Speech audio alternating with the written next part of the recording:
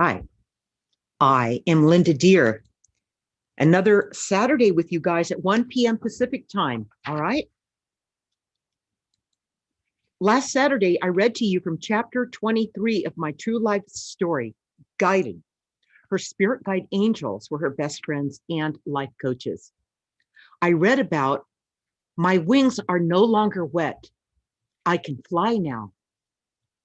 I returned from South America ready to jump back into things. So when one of my old real estate clients called pretty much begging me to list her house for sale, I agreed. Her house had been on the market for over a year, and she had had no offers. Make sure the volume's working. I listed it, and in less than 30 days, had an offer that she accepted. Then I got a message from my guides that said the next property I would be selling would be my place. That had not even been on my radar, so it came as a total surprise. Today, I will be reading to you from chapter 24 of Guided.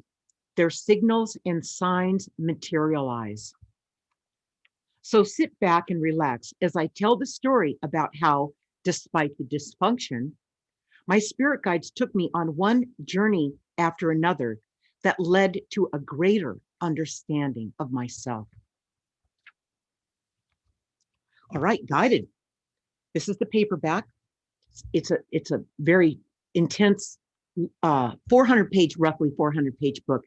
It's available in Kindle, paperback, and audiobook, and I read the audiobook myself. All right. There's 4 parts to Guided. We are just starting part 4. Part 4, a powerful love, a powerful purpose. Chapter 24, their signals and signs materialize. It was February 28th of 2004 and snowing in Sedona. I was planning to drive up to Flagstaff to go ice skating, but Oak Creek Canyon was closed. I was still in the process of moving into my place.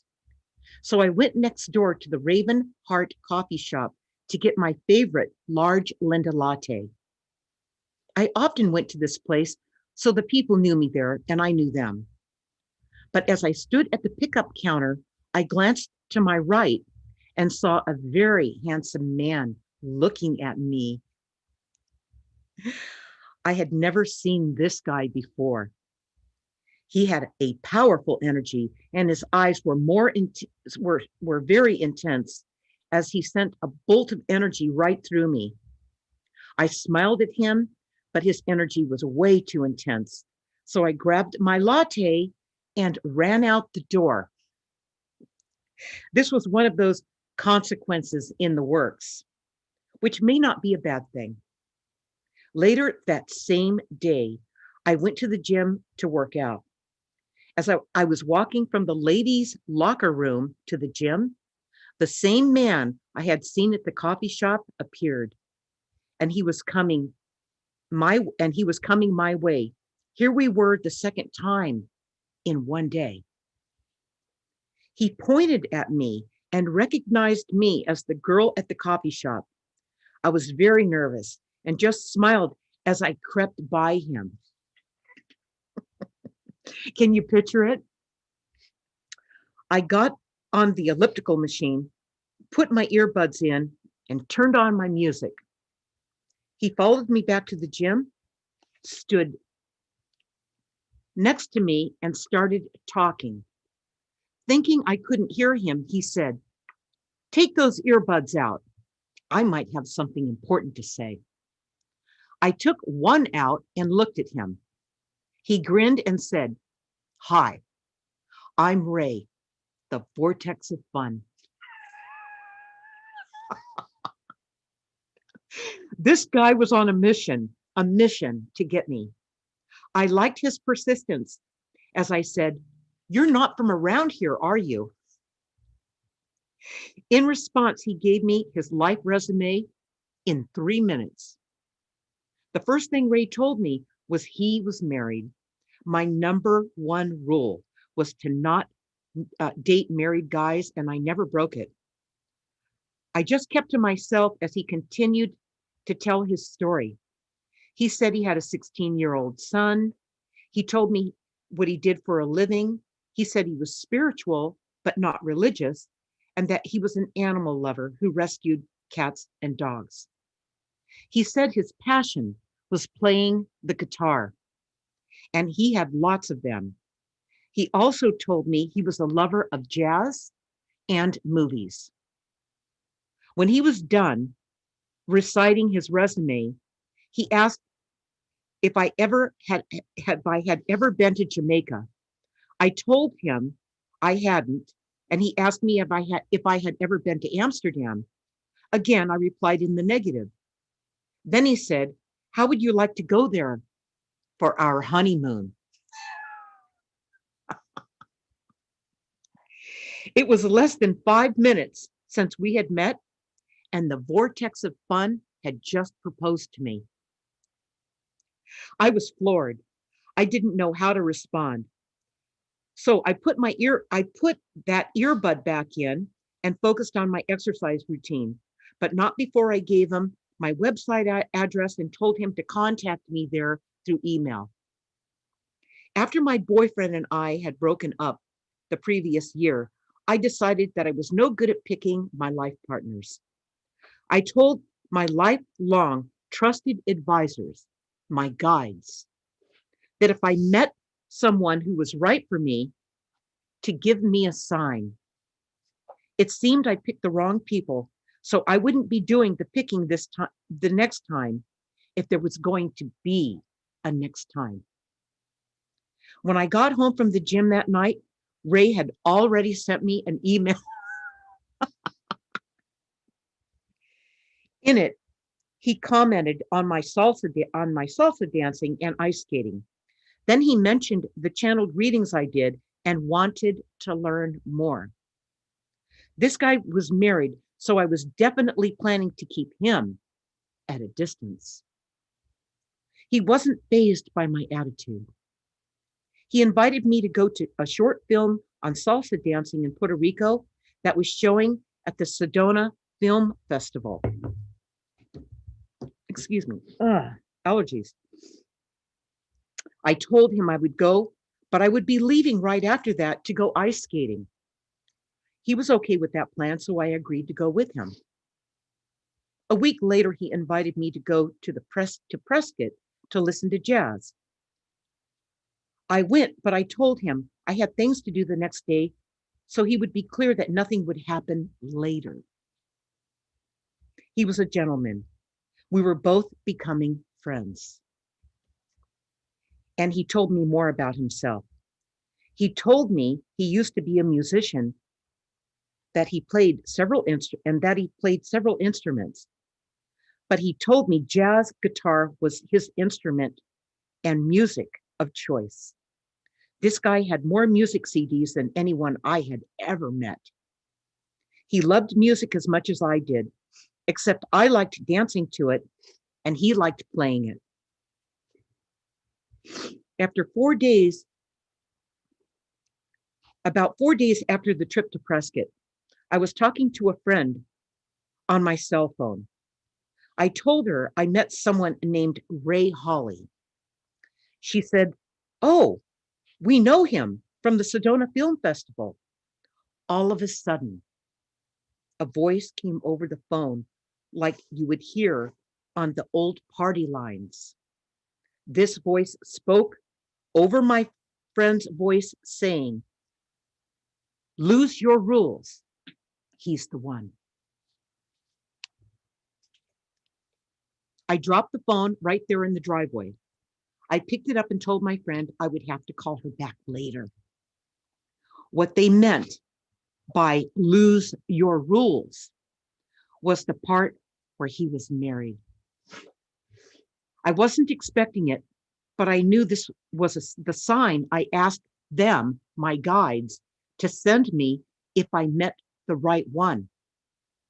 I was scared, not scared from the voice that sent me this message, but afraid of allowing myself to become vulnerable to anyone ever again. I sure hadn't been looking for a relationship, but one apparently found me. Lesson: people spend countless years trying to find someone who satisfies their relationship list of qualifications and demands. You can never chase a relationship. In fact, you have no business picking your relationship in the first place. You don't find a relationship, it finds you, like the stray that shows up on your doorstep that you fall in love with. Your guides deliver the right person to you at just the right time. Your job is to recognize them when they show up. You will discover that you don't get to pick who loves you. I let the information settle for several days and then wrote Ray a short email asking if he would like to go to dinner sometime. Still nervous, instead of sending it, I dropped it into my email tray while I did other things. Then, without overthinking it, I hit the send button. In a short time, I got a reply back asking if tonight was good for me. It was. I met him at his house early that evening. When I arrived, he had music playing and crackers and cheese and wine arranged on his lanai-styled patio. We chatted, and as he was talking, I was overwhelmed with a very sad feeling from him. It was like I felt the lifetime of hurt, disappointment, and lack of appreciation he had experienced hitting me all at once, all while he presented himself in a chin-up demeanor. I saw how sweet he was and how he had been taken advantage of so many times. Yet here he was, giving it another shot. I was being flooded with the real Ray, and it took everything I had to maintain my composure. I recognized him as my kindred spirit. I was caught completely off guard. In an instant, I was feeling an uncontrollable love for him. My heart was totally open. It all had a life of its own. I was being guided, and so was he. As we left the house to go to dinner, he made a romantic pass at me. With some misgivings, I responded. We went to dinner at a little Italian restaurant nearby. This time, I didn't have a pre-announced exit plan. After dinner, we went back to his place. We have rarely been apart since. After dating for a while, Ray asked me about the channeled readings business and wanted me to show him how it worked. I brought out the talking board that I had created and started to teach him to channel. He was very clumsy in the beginning. I told him that we would do this for about 10 to 15 minutes a day as I helped guide him through the learning curve. Channeling takes a very different energy than most people are generally used to. And in the beginning, new practitioners find it challenging and tiring as they learn to reactivate a primal part of themselves.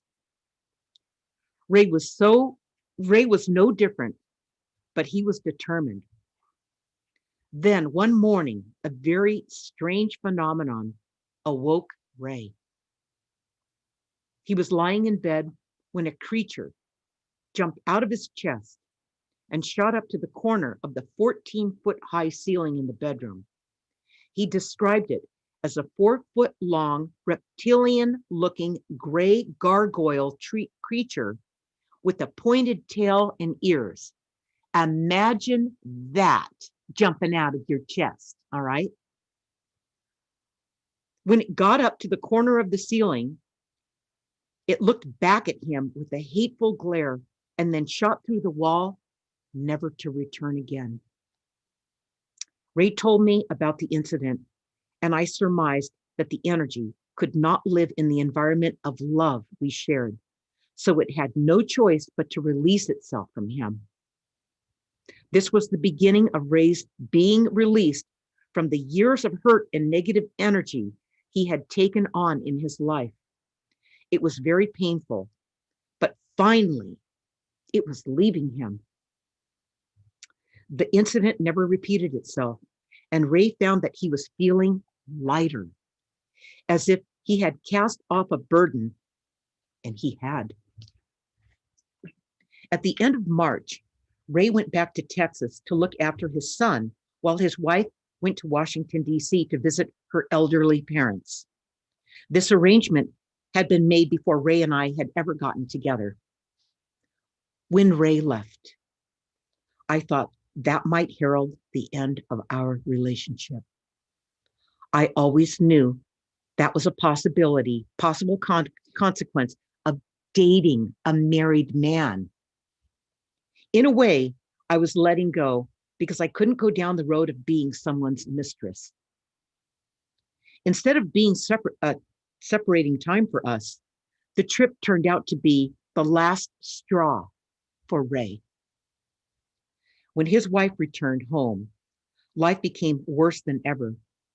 So early one morning, Ray and his son picked up his guitars and he left for good. His only regret was leaving his son, their dog Charlie, and their cat behind. It just broke Ray's heart, but he knew that's what he had to do. Ray came back to me fully committed to us. He was done with that abusive life. He told me he wanted to divorce his wife and marry me. Whoa.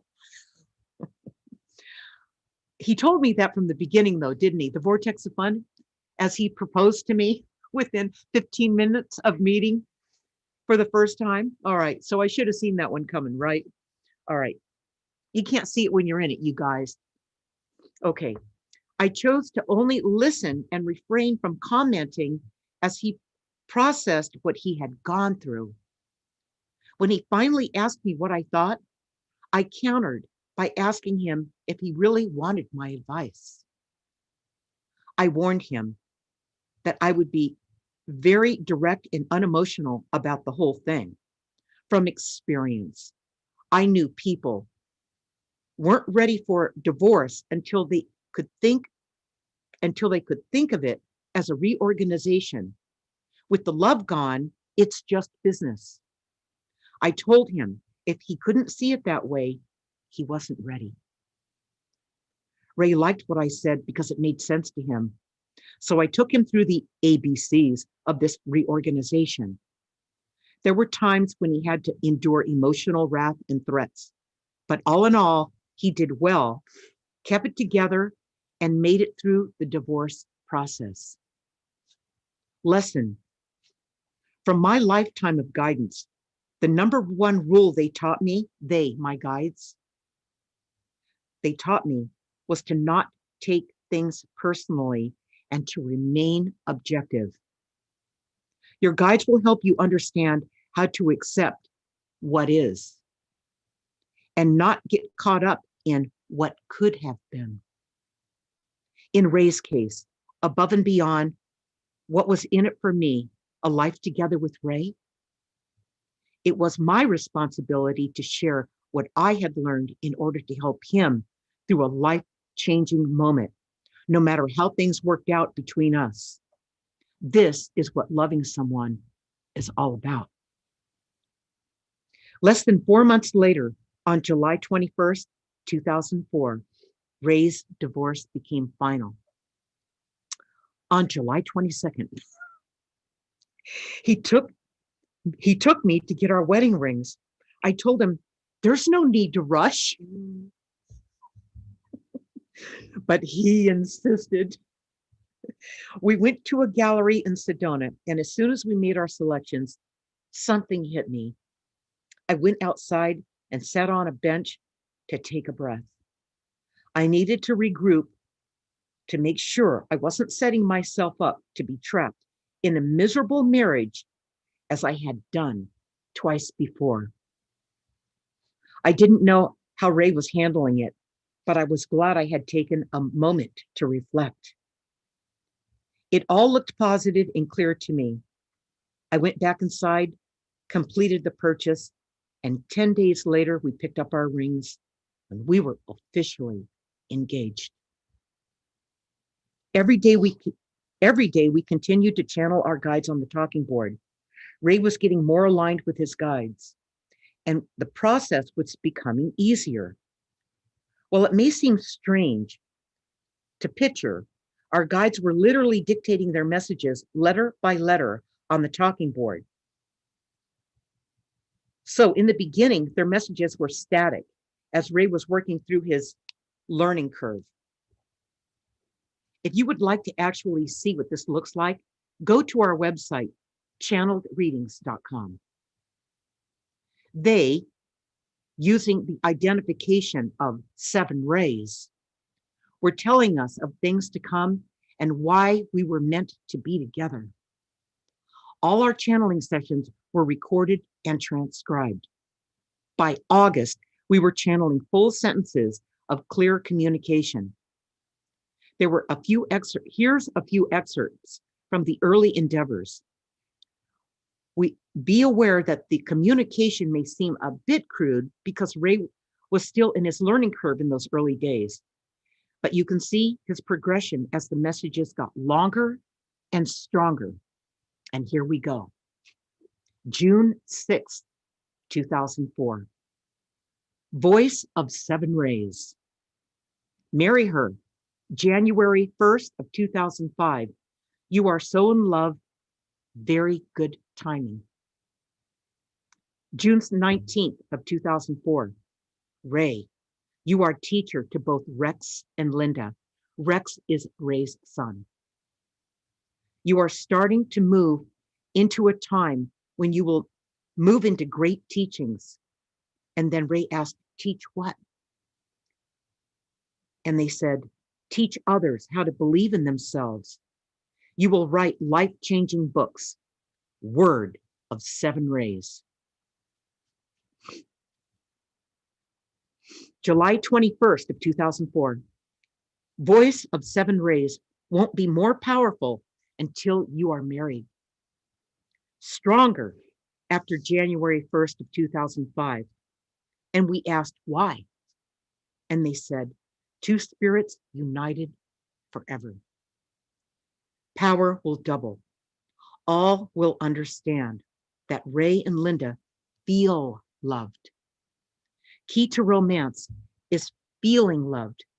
You are not in love. You are feeling loved. Need is greed. Why stay with somebody who needs and can't receive love? Trusting that you will be loved and feel loved. Linda, love Ray. You will always be in feeling loved. Write book about feeling loved. Ray, always be funny and you will be happy. January 18th, 2005. This is our first channeling session after we got married. People wish to be you. They see love. They want love. Teach others what you experience. Teach by example that happiness can be achieved. Good things will soon happen when you teach what you feel. And then we said, it sounds like the world is starving for this. And they said, yes. No one can love until they feel love. Ask a stray. Ask the universal channel to guide you always. By the way, that's the name of the talking board that we have. It's called Ask the Universal Channel. We will speak to you when you open the channel. In other words, every time we sit at Ask the Universal Channel, they'll come through and speak with us. We will speak to others whenever you open the channel. And that has to do with the with the coaching that we do for other people, where they talk to their guides. In what form will you speak to others? And they said, written word. Of course, that's the writing of these books. Many written words, including all the other things that we do, like Linda's weekly guided insights. Wisdom flows from 7 rays to you, to the world. Collective consciousness through 7 rays voice. You are not hearing. Are you not hearing our voice now? Try to feel us when we speak.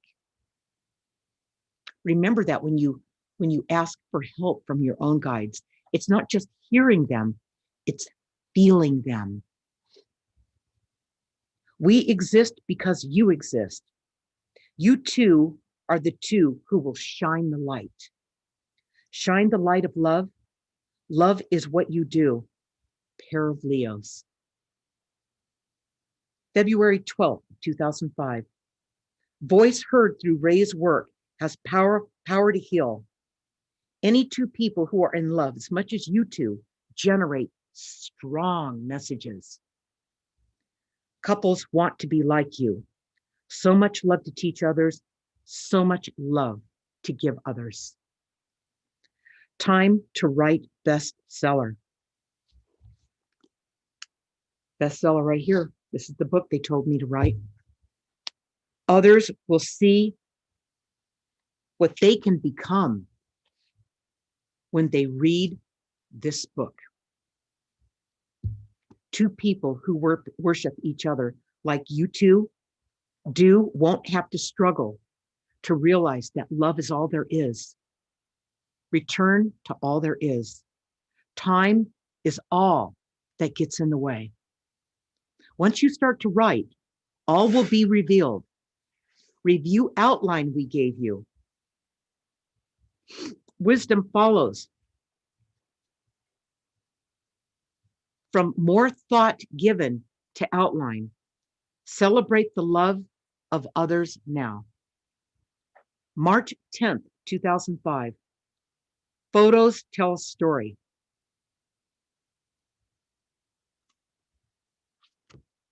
Photos tell a story. Here it is, right here. I took this photograph of my spirit guide when they showed up, Christmas time of 1994. I'd seen them since I was a baby. This is what they're referring to about the book. Photo tells a story.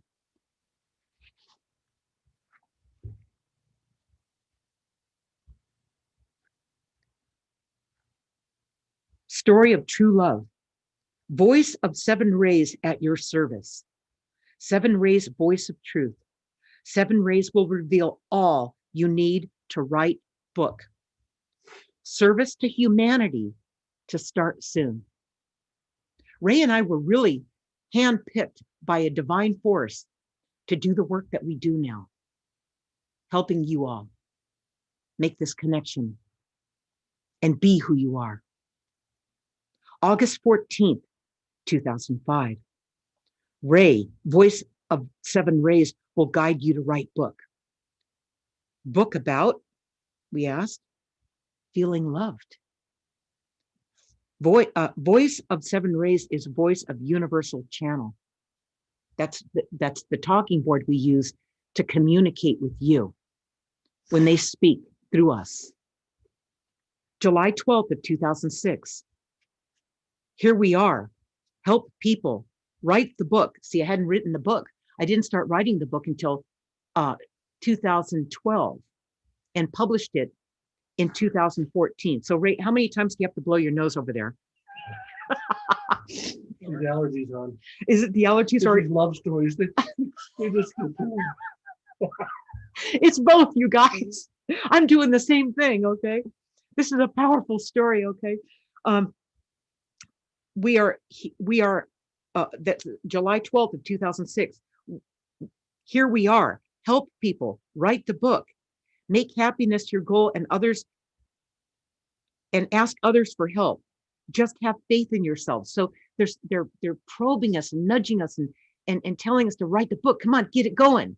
But it was still it was still going to be another 6 years before I started writing the book. All right. Book comes first. Readers are waiting. This came through on August 6th of 2006. Book Love Yourself First, bestseller. It's been a bestseller in multiple categories since it was published in 2014. They couldn't have got it more right on, all right?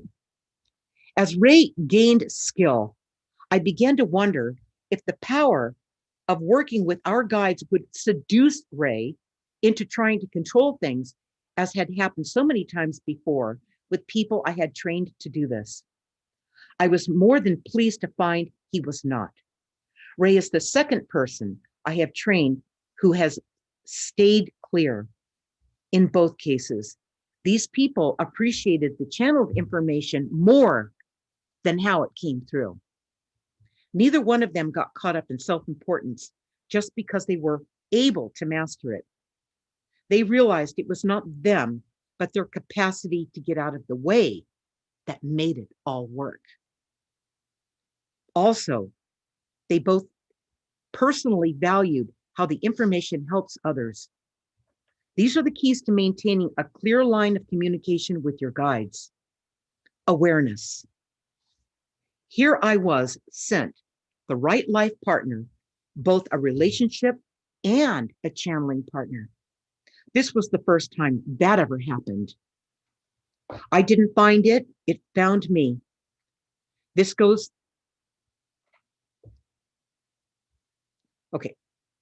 way past you.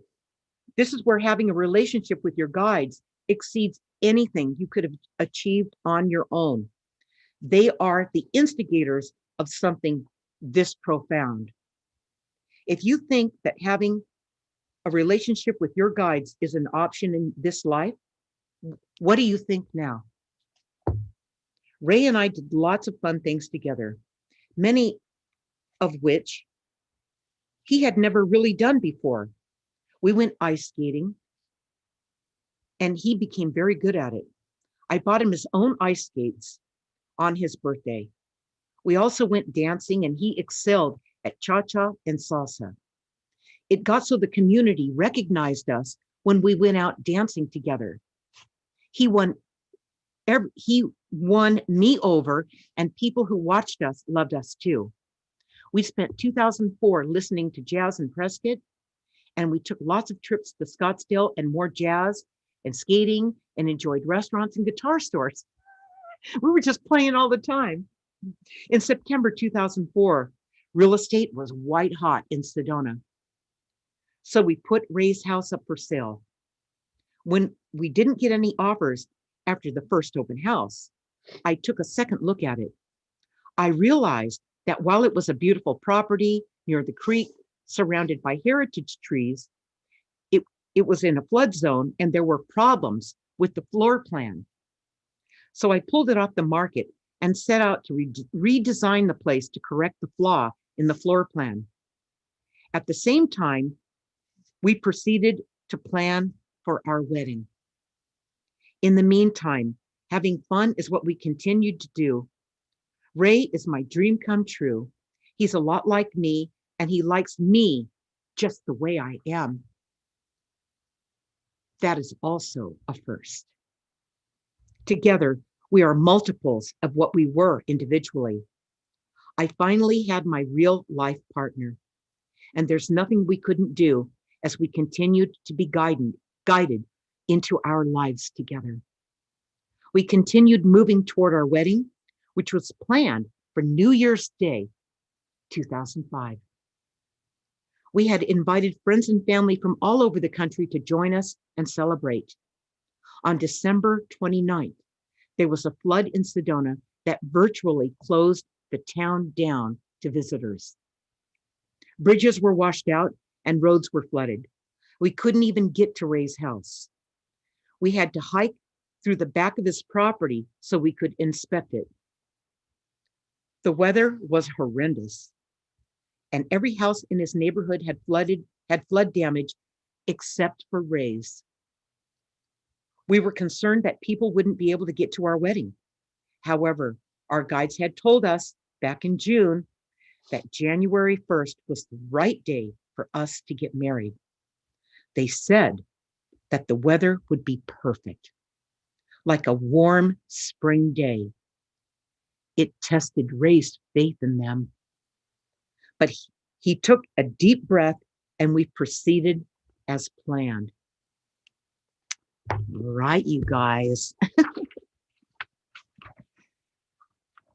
So I'd like to tell you that I'm going to be back next Saturday to read chapter 25, what comes next.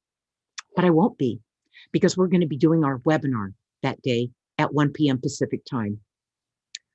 In case you want to know, you can go to my website, lindadeir.com, right there, lindadeir.com, and click on live events. And you'll see where the webinar is, and you can watch the video trailer and you can sign up. Two Saturdays from now, November 7th at 1 p.m. Pacific time, I will read to you from chapter 25 of Guided, The Wedding. The day of our wedding arrived. We awoke to find it was indeed a perfect, warm spring day, just like our guides had told us it would be 6 months earlier. It was like the parting of the seas in the Bible. This one day opened and it was magical. Ray was beginning to see how these predictions played out against all logic. Until then, remember, you have help. You are never alone and always being guided.